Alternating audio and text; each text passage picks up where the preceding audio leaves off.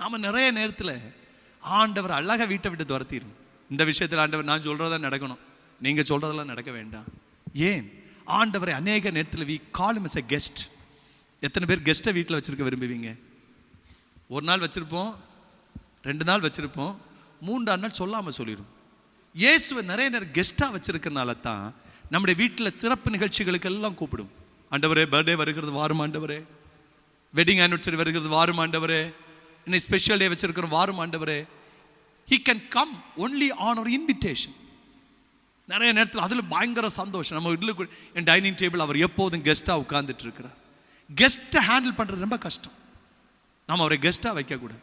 எத்தனை பேர் உங்கள் புருஷன் இல்லாமல் வீட்டில் இருப்பீங்க? எத்தனை புருஷர்கள் மனைவி இல்லாமல் வீட்டில் இருப்பீங்க? குடும்பத்தை பார்த்து கேட்குறேன், எத்தனை பேர் பிள்ளைகள் இல்லாமல் இருப்பீங்க?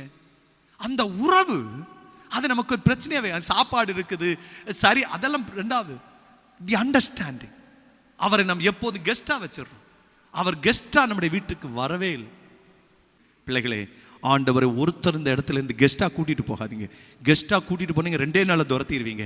அவரை உங்களுடைய உறவாய், உங்களுடைய தகப்பனாய், நான் அவரை என்னுடைய வீட்டுக்கு என்னுடைய தகப்பனாய் அழைத்து கொண்டு போவேன். எல்லாருக்கும் அவர் தகப்பனாய் இருப்பாராக. தகப்பன் யாருக்கு என்னைக்கும் பிரச்சனையா இருக்க மாட்டார். தகப்பன் எப்போதும் ஆதரவுள்ளவராக இருப்பார். ஆண்டவரே, நீ அப்பாவாக என் வீட்டுக்கு வாரும் என்று அழைத்து கொண்டு போவோம் என்றால் ஹல்லேலூயா, அது ஆசீர்வாதமாக இருக்கும்.